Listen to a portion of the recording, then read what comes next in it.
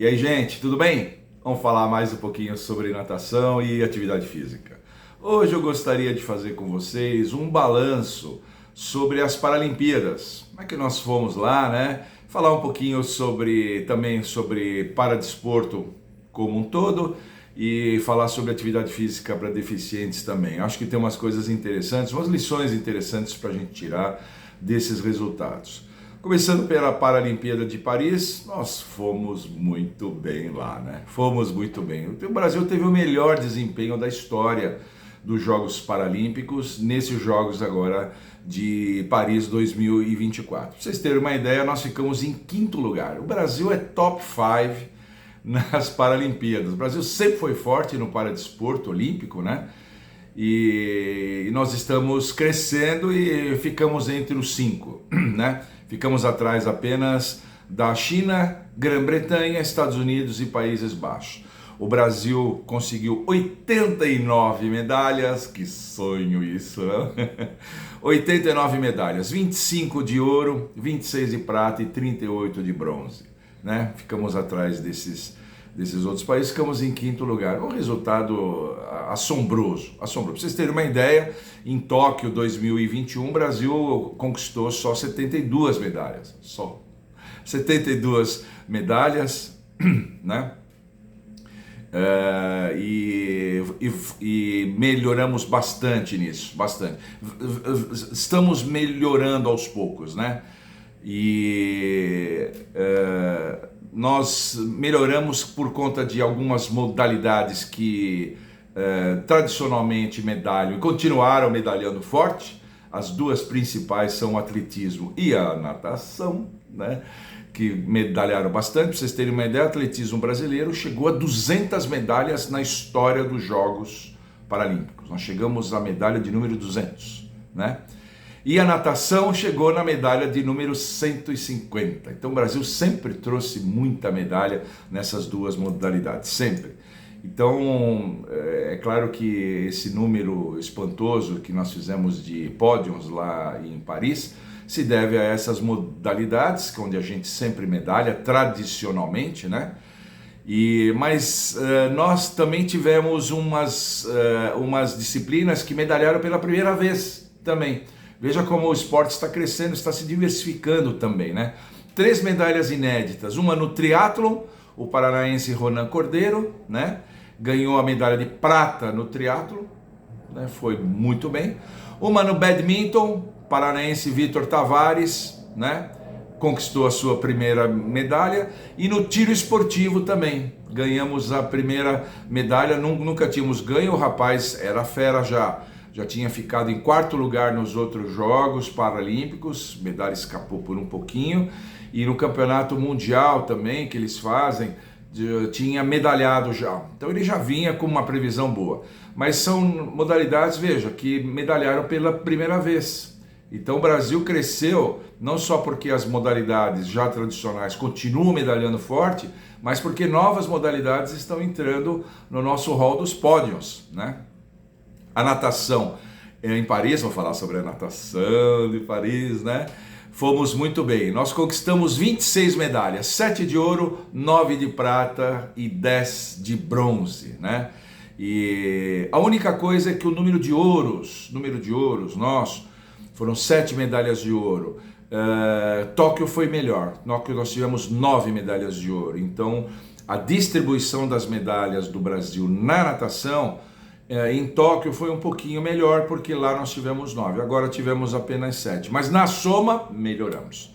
Então tudo isso levou o Brasil a essa colocação espantosa. E uma coisa que eu falo sempre é que isso dá muito orgulho para a gente, porque é um crescimento consistente. O Brasil há muito tempo que já vem medalhando nisso, é um crescimento consistente. Uma outra informação interessante que eu consegui pegar é que as medalhas elas surgiram de atletas que estão distribuídos por 16 estados brasileiros. Então veja como o desporto paralímpico está também disseminado pelo país. Não está concentrado no eixo Rio-São Paulo ou alguma coisinha lá no Rio Grande do Sul, aqui no Sul Maravilha, essa coisa toda e tal. Não. está disseminado por 16 estados brasileiros. É bastante coisa. Então o esporte paralímpico brasileiro vai muito bem. Vai muito bem. E quando eu vejo essas coisas, além de me encher de orgulho, me vem sempre a responsabilidade de falar sobre o nicho de trabalho que é atuar com deficientes. Eu já fiz algum tempo atrás um vídeo que eu vou deixar nas minhas sugestões aqui, que eu sempre deixo, que chama assim, natação para adultos com deficiência, né? Para alunos com deficiência, desculpa, alunos com deficiência. E lá eu já falo disso, já falo da importância de termos pessoas para trabalhar com esse tipo de público, né? Como isso já era um nicho de trabalho interessante, isso já há uns bons anos atrás, esse vídeo já tem uns bons anos, e eu já falava disso. E agora, com o desporto paralímpico, a responsabilidade vai ficando cada vez maior.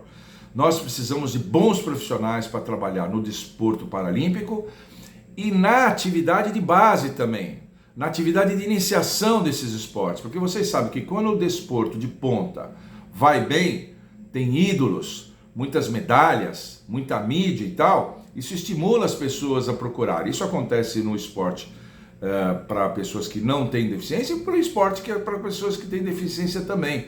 Quando a gente vê ídolos, né, conquistando muitas medalhas, tendo esse espaço todo na mídia, é natural que cada vez mais pessoas que têm deficiência procurem essa atividade.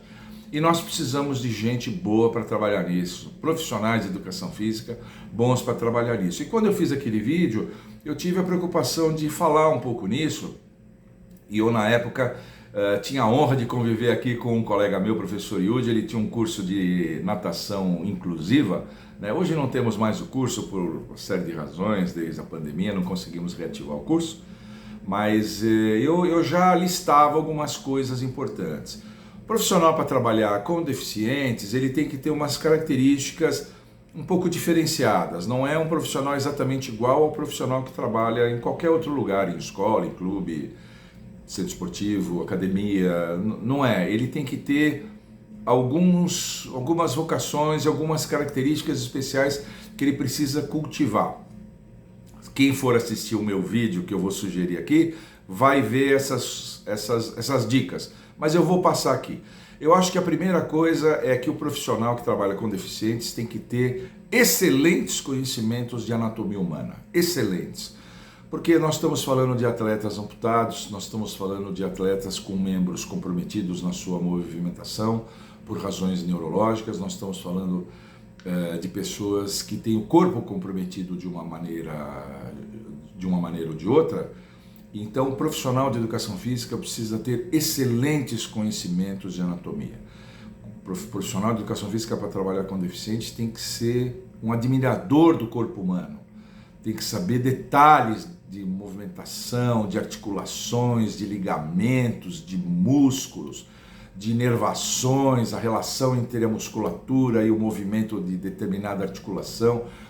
O profissional para trabalhar com deficientes tem que ter conhecimentos de anatomia acima da média dos seus colegas. Outro conhecimento que ele também precisa ter é a respeito das deficiências. Eu me lembro bem que os estagiários que nós tínhamos aqui, eles eram obrigados a ler sobre essas deficiências. Como é que elas aparecem? O síndrome de Down, que é trissomia 21. O que é isso? O que isso causa? Isso é uma síndrome, né? É uma síndrome. Não é só a aparência e a cognição, tem algum rebaixamento cognitivo. Ele tem outros comprometimentos. Síndrome de Down, por exemplo, quem tem a trissomia 21, muitas vezes tem comprometimento cardíaco, algumas vezes tem comprometimento dessa articulação atlanto-occipital, que é da vértebra atlas, a primeira vértebra da coluna vertebral, com o osso occipital do crânio. Existe uma má formação dessa articulação. Tem algumas coisinhas que o indivíduo precisa saber, precisa conhecer essas síndromes. Mielomeningocele, conhecer como é que funciona a cinesiologia de um indivíduo amputado, mudanças de centro de gravidade, um indivíduo que não tem as pernas, teve ambas as pernas amputadas por conta de um acidente, né? Tem só do joelho para cima, o centro de gravidade dele é mais alto. Como é que vai trabalhar com isso? Precisa ter esses conhecimentos todos. Então, conhecimentos de anatomia e conhecimentos das deficiências em si. Ou no caso de pacientes amputados, ou no caso de pacientes que têm alguma deficiência congênita, né, que já trazem de nascença, precisa ter bons conhecimentos disso. Como eu falo, conhecimentos acima da média. Acima da média. Também bons conhecimentos da modalidade. Nesse vídeo que eu sugiro aqui, eu estava falando sobre natação, né? Natação para alunos com deficiência. Então eu falava bons conhecimentos da natação. Por quê? Porque você conhecendo as deficiências, conhecendo de anatomia e conhecendo a natação, você vai poder mesclar as duas coisas e adaptar os nados para a deficiência que o indivíduo tem. Como é que o indivíduo sem braços nada? Jogos Paralímpicos a gente vê isso. Isso não é um absurdo, não. Tem gente sem os dois braços, que nada. Como é que a gente faz isso? Como é que a gente treina? Né? Como é que a gente pratica isso? Seja no nível da simples prática para saúde, bem-estar e qualidade de vida, seja no nível competitivo. Como é que a gente pode fazer esse tipo de coisa? Então tem que conhecer a modalidade a fundo. Não pode deixar isso assim, ter os conhecimentos, meros conhecimentos que a gente tem na faculdade. Tem que ser um estudioso disso. Então esses três conhecimentos, pelo menos esses três conhecimentos, o profissional que trabalha com deficientes, como eu disse, seja na parte de base, da iniciação esportiva, da prática esportiva, né, básica, seja no nível competitivo, que são conhecimentos de anatomia humana, conhecimento das deficiências com as quais ele trabalha e bons conhecimentos da modalidade com a qual ele vai trabalhar. Modalidades às vezes até nova, o futebol para cegos, o vôlei sentado, né, o goalball, enfim, quer dizer, todas essas modalidades que são específicas, né, para eles. A bocha para deficientes, que tem aquela bolinha de areia macia, ela não rola, né? Ela tem uma consistência diferente, a bocha para deficientes, uma coisa muito interessante. Vejam, procurem ir atrás disso, que vocês vão se apaixonar como eu. Tem umas coisas muito legais, né, nessas coisas. Então, o profissional de educação física precisa ter esses conhecimentos. Isso é um nicho de trabalho muito interessante. A gente tem que aproveitar. Nós, profissionais de educação física, temos que saber aproveitar. Depois eu cito também uma força emocional, né? A gente pega, às vezes, os profissionais que trabalham com isso pegam alunos assim com muita dificuldade na vida, precisam superar essas dificuldades, né? Então a gente vê essas coisas, então o indivíduo para trabalhar com deficientes tem que ter uma força muito grande, força emocional muito grande, para não cair naquela coisa de ficar com muita pena, com muita dó, muito abalado emocionalmente com tudo que aconteceu, com todas as dificuldades. O indivíduo, para trabalhar com deficientes, tem que ter uma espécie de uma têmpera, uma fibra, e falar, não, nós vamos conseguir, nós vamos fazer isso. Tem que passar isso para o seu aluno ou para o seu atleta. Transferir essa têmpera, né, para aquela pessoa com a qual ele está trabalhando. E eu encerro as 5 características do profissional de educação física com uma paciência inesgotável. O adjetivo é esse. Inesgotável, uma paciência inesgotável, porque, evidentemente, esse tipo de público, ele tem dificuldades acima de qualquer outra pessoa. Na natação não é só medo, insegurança, essa coisa toda. Ele vai ter dificuldades com o próprio nado mesmo, com a fisiologia da coisa, a fisiologia respiratória, com a cinesiologia, as movimentações que ele precisa fazer, as golfinhadas, as braçadas que ele precisa fazer, como é que você vai fazer essa adaptação. Então precisa ter muita paciência, muita paciência. Mas eu acho que é uma coisa que vale muito a pena. Eu fiz esse vídeo não só para enaltecer a participação brasileira agora nos Jogos Paralímpicos de Paris, mas também para chamar a atenção dos meus colegas e do público em geral, da importância de profissionais que se dediquem a isso. Porque nós somos top 5. Top 5 é uma responsabilidade. Com isso, muita gente procurando essas modalidades, essas atividades, e a gente precisa dar conta disso. Precisamos de pessoas especializadas nisso, dedicadas, estudiosas, para fazer esse tipo de coisa. Eu espero que... Eu já estou no final da minha carreira, né?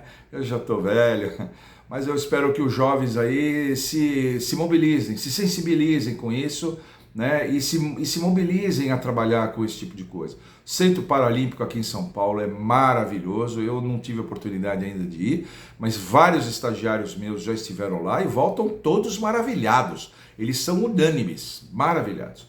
Então, uma coisa importante da gente ver, da gente tomar conta, e nós, profissionais de educação física, temos que abraçar essa causa sim. Tá bom?